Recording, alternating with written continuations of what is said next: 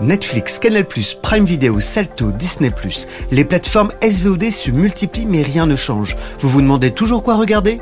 Télé Loisirs vient à votre rescousse chaque semaine dans À la demande, le podcast qui vous permettra de lancer le bouton play en toute sérénité. Bonjour à tous et merci d'écouter À la demande, le podcast de la rédaction de Télé Loisirs consacré désormais à toutes les plateformes SVOD. Je suis Émilie Meunier et ce nouvel épisode est pour tous ceux qui n'ont pas les codes. Non, je ne parle pas des codes Canal, Salto ou Apple TV, mais bien des codes de l'amour. C'est la journaliste Émilie Léoni qui se joint à moi aujourd'hui pour parler Friendzone, le titre justement de la comédie fraîchement débarquée ce 29 septembre sur Netflix. Et Cherry on the Cake, Michael Lumière, l'acteur principal du film, sera également notre invité de l'émission.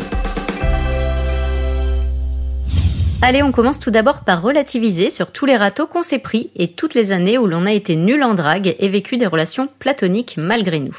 Car Friendzone, comédie romantique française disponible depuis ce mercredi sur Netflix, est une sorte d'amusant manuel pour ne pas finir par faire ami-ami avec votre coup de cœur.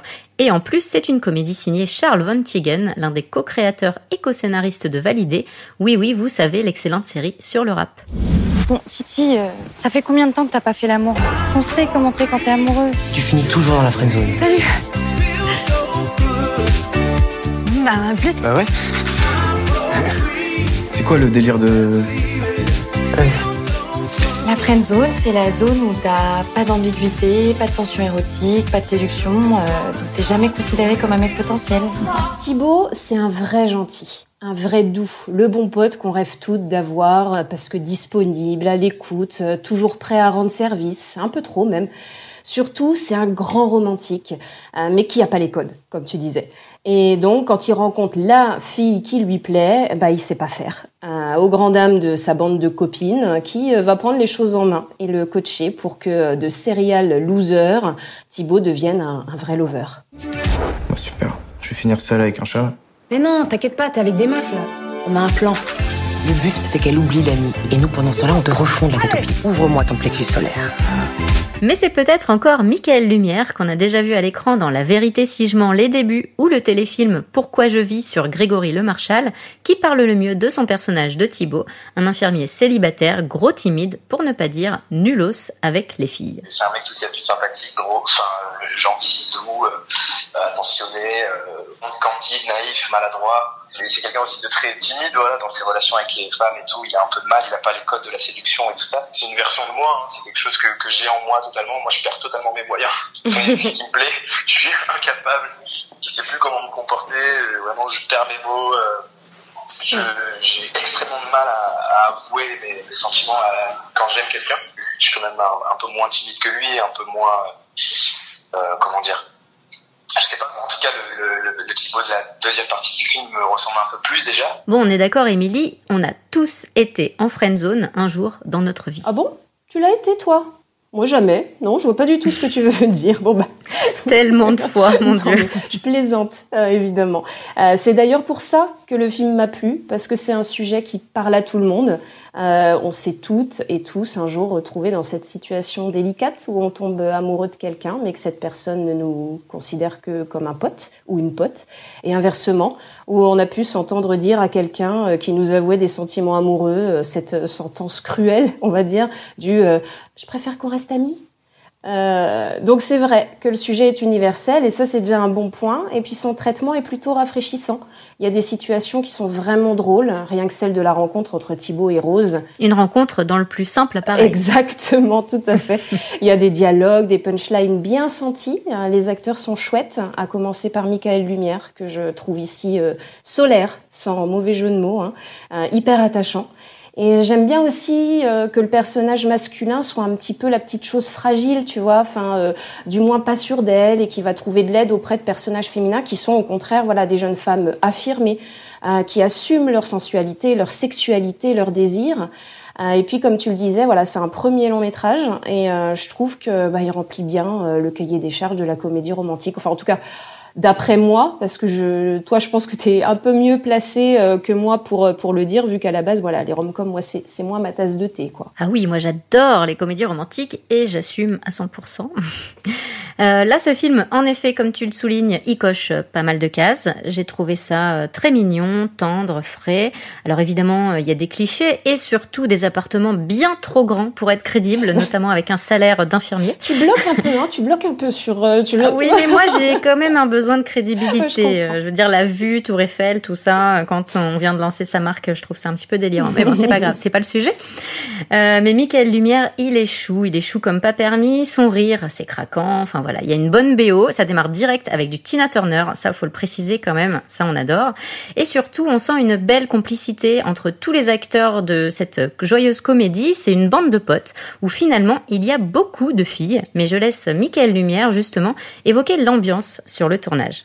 C'était vraiment ça, cette ambiance-là, très, très féminine finalement, parce que je suis presque le seul homme du film avec Maxime Gasteuil, mais voilà, j'étais plongé dans cette bande de filles qui sont toutes plus vives, plus jolies et plus intelligentes les unes que les autres, plus drôles, donc vraiment ça fusait quoi, et on a eu une entente tout de suite d'emblée, que ce soit dans la vie ou dans le jeu, et je pense que ça se ressent à l'écran. Donc c'était une ambiance très jeune, que ce soit dans les comédiens ou même dans l'équipe technique et tout. On a vraiment adoré faire ce tournage. Ouais. Et il y a des visages féminins parmi le casting, Émilie, qu'on pourrait peut-être connaître. Oui, des visages, pour certains donc connus du grand et du petit écran, comme Manon Azem, qui avait notamment un rôle récurrent dans la fiction policière de TF1 section de recherche, ou Fadili Camara, qu'on a vu au cinéma dans Tout simplement Noir, et qui est actuellement à l'affiche du premier long de Mouloud Achour, Les Méchants. Surtout, il y a Constance Arnoux, la troisième copine de Michael Lumière dans le film, qui est une des révélations du film, puisque c'est son premier long métrage. Et cette jolie blonde aux faux airs de Brigitte Bardot a un parcours assez intéressant, puisque c'est une ancienne danseuse classique, passée par des études littéraires. Elle est aussi mannequin et cofondatrice de l'Éloge, qui est un média social destiné à promouvoir la création culturelle au sens large. Donc un joli CV du haut de ses 25 ans, auquel elle ajoute aujourd'hui celui de la comédie, avec, vous le verrez, un joli potentiel comique.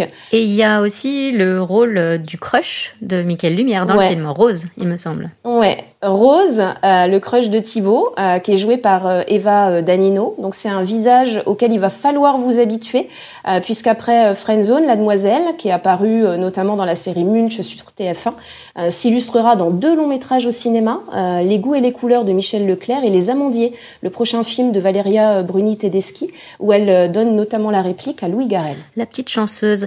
Et à tout cela s'ajoute une mini-apparition remarquée de Bruno Sanchez, du célèbre duo comique Catherine et Liliane. Liliane, c'était lui.